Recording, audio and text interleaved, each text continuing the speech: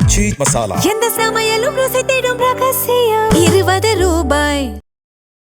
மின்னம்பலம் நேயர்களுக்கு வணக்கம். நான் விஷால் புலிவர். இன்றைய நேர்காணலில் நம்மோடு இணைந்திருக்கிறார் பத்திரிகையாளர் கோட்டீஸ்வரன் அவர்கள். வணக்கம் சார். நேயர்களுக்கு அன்பு வணக்கம் சார். கடந்த 29ஆம் தேதி நீங்கள் பார்த்துருப்பீங்க, எக்ஸிட் போல்ஸ் வெளியாகி இருந்தது. மின்னம்பலம் மீடியாவும் எங்களுடைய எக்ஸிட் போல்ஸை நாங்கள் வெளியிட்டிருந்தோம். நீங்கள் இந்த தேர்தலில் நிறைய கிரவுண்ட் ரிப்போர்ட் போயிருந்தீங்க, நிறைய ஊர்களை போய் நிறைய மக்களையும் சந்திச்சிருந்தீங்க. உங்களுடைய அந்த கள அனுபவத்திற்கும் இப்போ இந்த எக்ஸிட் போல்ஸும் ஒத்து வருதா நீங்கள் பார்க்குறீங்களா? உங்களுடைய அப்சர்வேஷன் என்ன சார்? இந்த எக்ஸிட் போல்ஸ் எல்லாமே ஒரு சேஃப்டி ஆடி இருக்காங்க. அதாவது என்ன சேஃப்டினா, சாத்தியமாக இது வர்றதுக்கு வாய்ப்பு இருக்கா அப்படின்னாம சாத்தியமாக இருக்குது. திமுக ஆட்சி பிடிக்குமா, அதற்கு வாய்ப்பு இருக்கிறது, வாய்ப்பு இருக்குது. வாய்ப்பு இல்லைன்னா சொல்ல முடியாது. ஒரு 2 கருத்து கணிப்பாளர்கள் அதிமுக வெற்றி பெறும், அதிமுக பிரச்சனை இல்லாமல் வெற்றி பெறுன்ற மாதிரி சொல்லியிருக்கிறாங்க. அது சாத்தியம் இருக்குன்னா சாத்தியம் இருக்குது. ஒரே ஒருத்தர் தாவேகா வெற்றி பெற்று ஆட்சி பிடிக்குன்ற மாதிரி சொல்லியிருக்காங்க. அது எந்த அளவுக்கு சாத்தியம் இருக்குன்னா அது அந்தளவுக்கு சாத்தியம் இல்லை. அப்போ என்ன, இந்த பத்திரிகையாளர் திமுகனா சாத்தியம் இருக்குது, அதிமுகனா சாத்தியம் இருக்குது, ஆனால் தாவேகா வண்டி சாத்தியம் இல்லை, இவருக்கு இதே வேலை தான் அப்படின்னு கூட உங்களுக்கு தோணலாம். பட் அடிப்படையில் என்ன அப்படின்னா, இந்த திமுகவும் அதிமுகவும் ஸ்ட்ராங்காக இருக்குது அப்படின்னா எதை வச்சு ஸ்ட்ராங்காக இருக்குது அப்படின்னு நம்ம பார்த்தோன்னா, ஒன்று திமுகவை பொறுத்த வரலாம் பரம்பரை கட்சிக்காரங்க அப்படின்னு ஒரு ஃபாலோவர்ஸ், நாங்கள் இந்த கட்சிக்கு தான் போடுவோம், ஒரு பேஸ் ஓட்டுன்ற மாதிரி பேஸ் ஓட்டு ஒன்று சொல்லுவோம். அதே மாதிரி அதிமுகவுக்கு ஒரு பேஸ் ஓட்டுன்னு இருக்குது. அப்புறம் இந்த இடத்துல இப்போ நீங்கள் திருவள்ளூர் எடுத்திங்கன்னா ராஜேந்திரன் தாங்க, அவர் நல்லா பண்ணுவார். விராலிமலை எடுத்திங்கன்னா விஜயபாஸ்கர் தாங்க, அவர் நல்லா பண்ணுவார், அவர் தாங்க இங்கே ஜெயிப்பார்.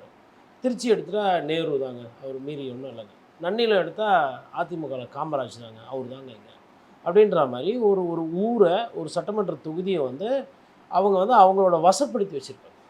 இது 2வது காரணம். மொதல் காரணி அந்த கட்சியினுடைய சொந்த செல்வாக்கு, அதாவது அதை விட அது ஓட்டு கீழே போவார். மேபி ஒரு 18% வச்சுக்கலாம். இப்போ விஜய் பயங்கரமாக பிரிச்சிட்டாரு, திமுக பயங்கரமாக பிரிச்சிட்டாரு, அதிமுக பயங்கரமாக பிரிச்சிட்டாரு. பிரித்து அது எங்கே கழுது தெரிஞ்சு கட்டெரும்பாக போனாலும் கூட அது மினிமம் 18லேருந்து 20 நிற்கும், அதுக்கு கீழே அது போகாது. ஏன்னா சென்ற முறை 21% வாங்கினாங்க லோக்சபாவில். யார்? அதிமுக. அவங்களோட இருக்கிறதே கம்மியான பெர்ஃபார்மன்ஸ், மோஸ்ட் பேட் பெர்ஃபார்மன்ஸ் அங்கே. அங்கேருந்து விஜய் ஒரு 3% எடுத்தால் கூட அது 18ல் போய் நிற்கிது. அப்புறம் இவர் திமுகலேருந்து எதிர்கட்சி கூட்டணி பலமாக போய் சரியாக அமைக்கலை, பிரச்சனைகள்லாம் இருக்குது, அதிலேருந்து குறைச்சா கூட அவங்களுமே அந்த ஒரு 20% கீழே போய் நிற்பாங்க. மீதி 60% இருக்குது. அதான் 18 to 18, அந்த 20 40 போயிடுச்சா, மீதி 60% இருக்கா? சரி, இப்போ நான் 2 ஃபேக்டர் தான் சொன்னேன். அதாவது ஒன்று பேஸை பற்றி பேசியிருக்கோம், 2வது இந்த வேட்பாளரை பற்றி நம்ம பேசலை. இப்போ இதே விஜயபாஸ்கரை நீங்கள் போய் அதிமுக கணக்கு எடுத்திங்கன்னா அங்கே கூட இருக்குது. தங்கமணி இது போய் அதிமுக நீங்கள் எடுத்திங்கன்னா ஜாஸ்தியாக இருக்கும், நேரு இது போய் திமுகவில் எடுத்திங்கன்னா ஜாஸ்தியாக இருக்கும். அப்போது பேஸ் ஓட்டு இருக்குது, பேஸ் ஓட்டு தாண்டி செல்வாக்கு இருக்குது. அதை நீங்கள் சேர்க்கும் போது என்ன ஆகுனா, அந்தந்த தொகுதியில் அவங்க ஒரு 10% கையில் வச்சுருக்காங்க. இப்போ சிவி சண்முகம் மையத்தில் போய் நிற்கிறாருன்ற போது, C V Shanmugam is taking some star value, C V Shanmugam is taking பெரிய பிளேயரு, மாவட்ட செயலர், ஜெயிச்சா அமைச்சர் அப்படின்ற அந்த பேசுபொருளோட போய் மையத்தில் நிற்கிறாப்புல. இப்போ பேசுபொருளோட மையத்தில் நிற்கும் போது என்ன ஆகுதுன்னா, உங்களுக்கு அது ஒரு வெயிட்டேஜ் ஜாஸ்தியாகும். அந்த மாதிரி தொகுதியில் 30% போகும் அந்த கட்சி.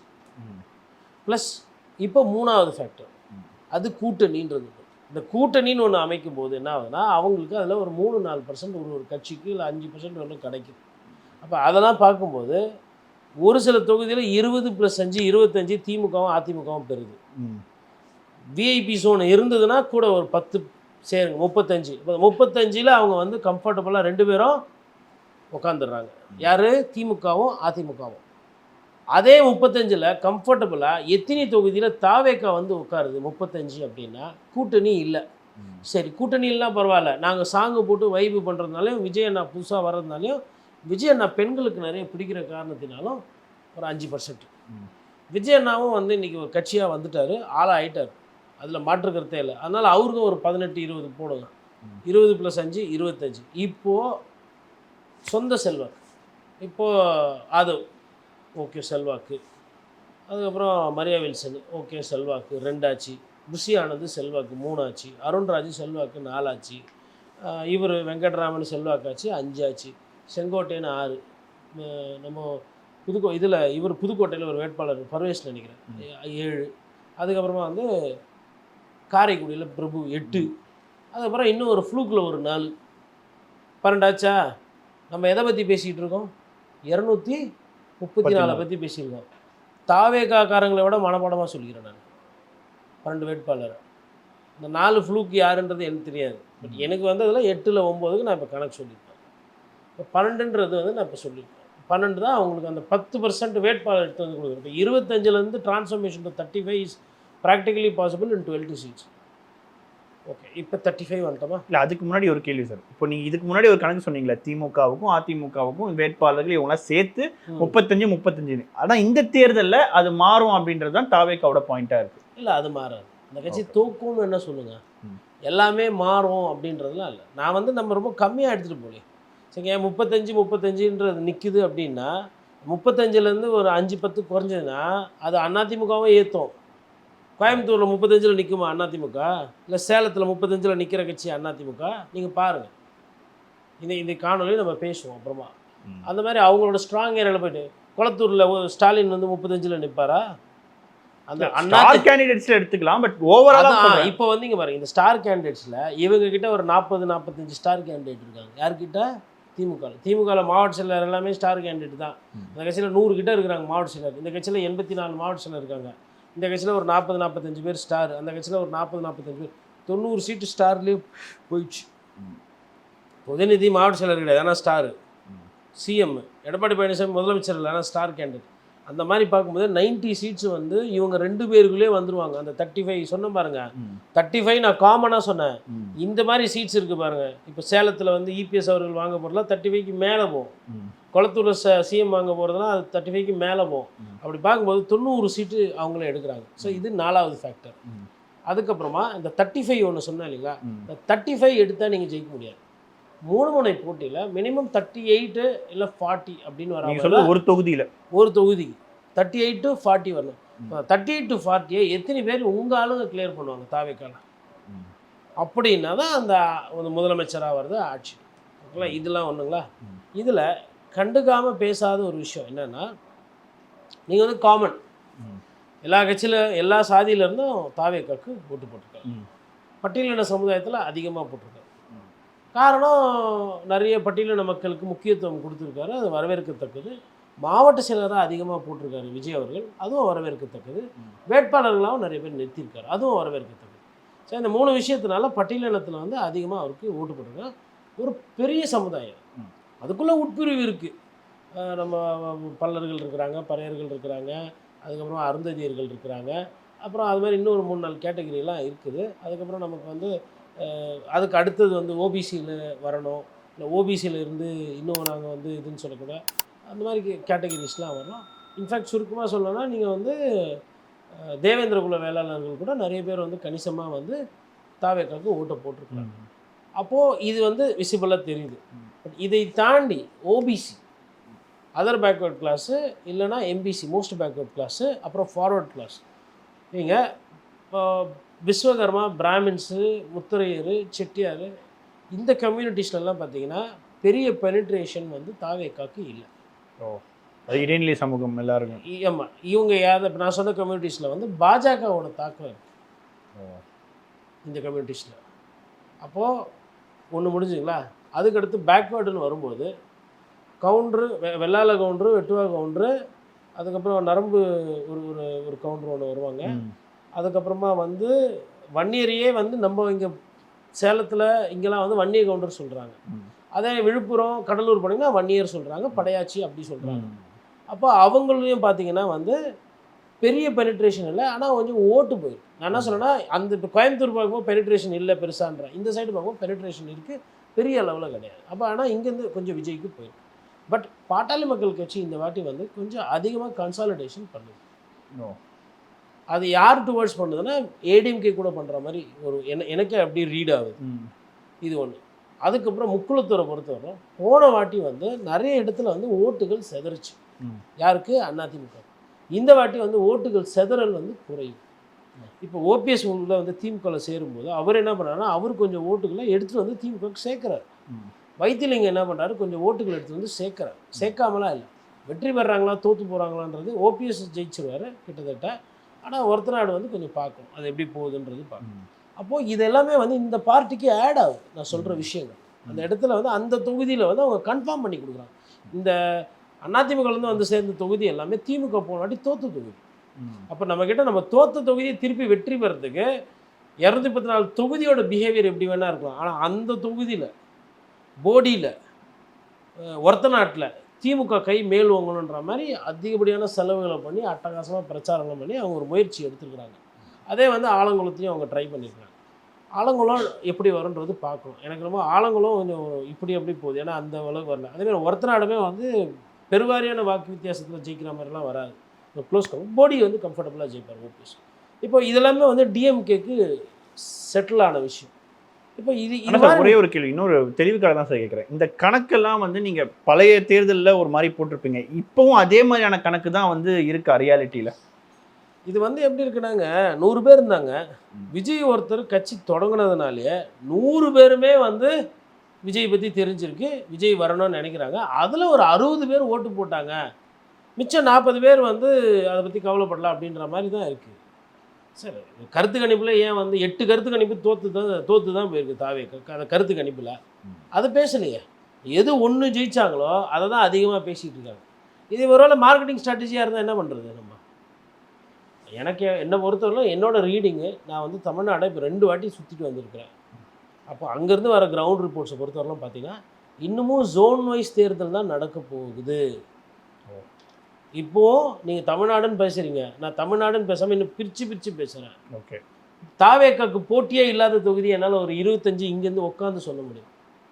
கொளத்தூர் போட்டியே கிடையாது, சேலம் போட்டியே கிடையாது, சேப்பாக் ட்ரிப்ளிகன் போட்டியே கிடையாது, விராலிமலை போட்டியே கிடையாது, நன்னிலம் போட்டி கிடையாது, உங்களுக்கு வந்து மயிலாடுதுறை போட்டி கிடையாது, அதுக்கப்புறமா மயிலாடுதுறைக்கு பக்கத்தில் வந்துட்டு வேதாரண்யம் போட்டி கிடையாது, விராலிமலை சொல்லிட்டேன், திருச்சி ஈஸ்ட் இது நேரோடு போட்டி கிடையாது, தங்கமணி தொகுதி போட்டி கிடையாது, வேலுமணி தொகுதி போட்டி கிடையாது, தாவேக்கா போட்டி இல்லாத தொகுதி நான் படிச்சுக்கிட்டு இருக்கேன்.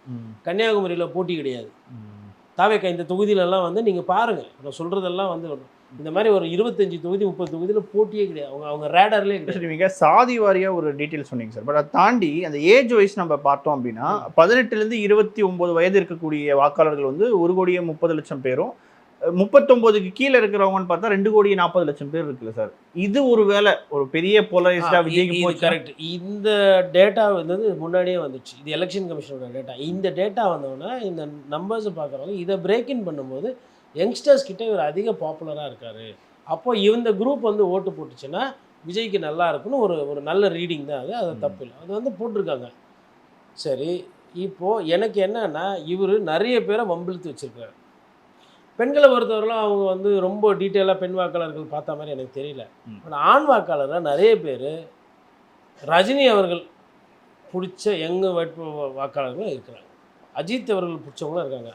நான் பர்சனலாக இன்ட்ராக்ட் பண்ணும்போது அவங்கெல்லாம் ஓட்டு போடலை, எங்களை இந்த லிஸ்ட்டில் சேர்க்காதீங்க, நாங்கள் வேறு அவங்க வேறு அப்படின்ற மாதிரி தான் அவங்க சொல்கிறாங்க.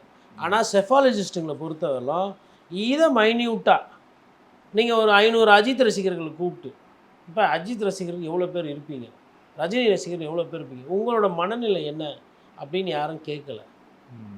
அப்போது 18 வயசுலேருந்து 30 வயசுக்குள்ளே இவ்வளோ பேர் இருக்கிறாங்க, இது ஒன்றே உங்களுக்கு வருது. இதில் எல்லாருமே உங்களை ஏற்றுக்கிட்டாங்களா, எல்லாருக்குமே உங்களை பிடிக்குமானா நீங்கள் அதை எடுக்கவே இல்லை. அப்புறம் உங்களுக்கு பேக்கிங்காக எதனா 2-3 பெரிய கம்யூனிட்டி இருக்கான்னா இல்லை. அதிமுக தொடர்ந்து பெரிய கட்சியாக இல்லை பெரிய நேரத்தில் அவங்க ஜெயிக்கும் போது பார்த்திங்கன்னா ரொம்ப கம்ஃபர்டபுளாக ஜெயிப்பாங்க. ஏன் ஜெயித்தாங்க அப்படின்னா பாட்டாளி மக்கள் கட்சியோட கூட்டணி. கோயம்புத்தூரில் அங்கே பார்த்திங்கன்னா கவுண்டர் அந்த கம்யூனிட்டியோட ஒரு போலரைசேஷன். மதுரை தேனி எடுக்கும்போது தேவர் சமுதாயத்தோட ஒரு போலரைசேஷன். அப்போ தேவர் சமுதாயமும் கவுண்டர் சமுதாயம் வன்னிய சமுதாயம் பெரிய ஓபிசி பாப்புலேஷன். இது 3 சேரும்போது அந்த கட்சியோட அந்த சிஸ்டம் பேக்கப்பில் வரும்போது இது சேருது. ஆனால் சாதிய அடையாளம் அந்த கட்சிக்கு கிடையாது. அதே மாதிரி இங்கே எடுத்திங்கன்னா திமுக எடுத்திங்கன்னா சிறுபான்மையினர் கிறிஸ்டின் முஸ்லீம்ஸ் நிறைய நல்லா ஓட்டுங்க, தமிழ் ஆர்வமாக இருக்கிறவங்க, அது ஒரு தனி கம்யூனிட்டி, அது ஒரு சின்ன கம்யூனிட்டி. தமிழ் மேலே இருக்கக்கூடிய அந்த பாசம் அந்த கலாச்சாரம் அப்படின்றது அது ஒரு குரூப். அதுக்கப்புறமா நீங்கள் எடுத்திங்கன்னா உங்களுக்கு முதலியார் கம்யூனிட்டிஸ், யாதவாஸ் பொதுவாக யாதவா என்ன காரணங்கள் பார்த்தீங்கன்னா, இப்போ உங்களுக்கு அந்த சைடு ராஜகண்ணப்பன், பெரிய கருப்பெல்லாம் அவங்க வந்து போலரைசேஷன், அதாவது நம்ம சாதியத்துக்கு தலைவர் இவர் அப்படின்ற மாதிரி யாதவா கம்யூனிட்டி.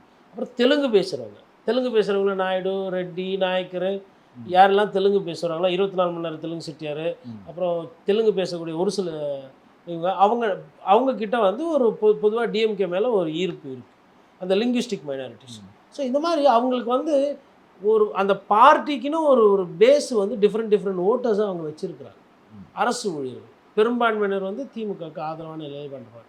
நான் இந்த தேர்தலில் அரசு ஊழியர்கள் நிறைய பேர் தாவேக்காக்கு போட்டிருக்காங்க. அரசு ஊழியரோட வாக்கு கணிசமான முறையில், அது எதிர்பாராத தபால் ஓட்டு இந்த வாட்டி வந்து திமுகவுக்கு ஒரு பின்னடைவாக இருக்குது. அதில் மாற்றுக்கிறது கிடையாது.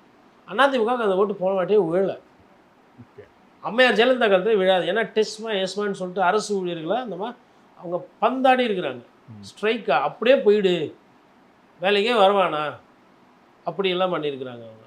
அதனால வந்து அது ஒரு பழைய பக்கம் இருக்குது. அதுக்கப்புறம் அதிமுக அதை ரிவைவ் பண்ணுறதுக்கும் எதுவும் பண்ணலை. இப்போ ஜெயக்குமார் அவர்கள் வந்து ஃபினான்ஸ் மினிஸ்டராக இருப்பால் காசு இல்லை, எல்லாத்தையுமே சம்பளமாக கொடுத்தா என்ன பண்ணுறதுன்ற மாதிரிலாம் பேசியிருக்கிறார். அப்போது உங்களுக்கு வந்து இதை பார்க்கும்போது வந்து ஒரு சில இடத்துலேருந்து விஜய் அவர்கள் இருக்காங்க.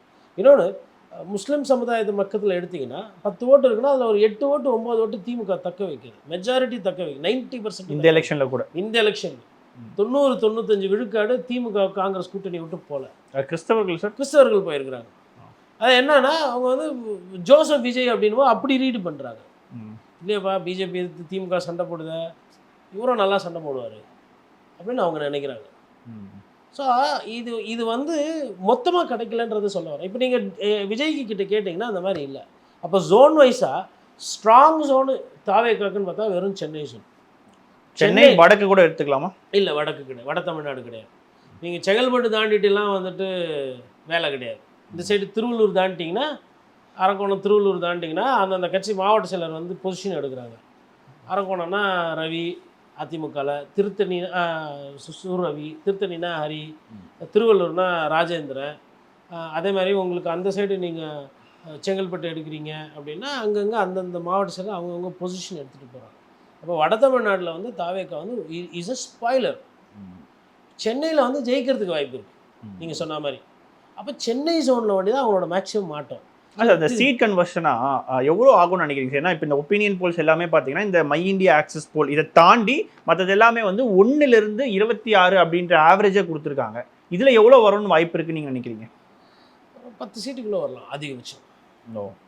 ஏன்னா நீங்கள் பர்சனலாக கேட்டிங்கன்னா, நான் ஃபஸ்ட்லேருந்தே சொல்லிட்டு இருக்கிறது வந்து 2 to 8, 2 to 6 அதுதான் ரேஞ்சு.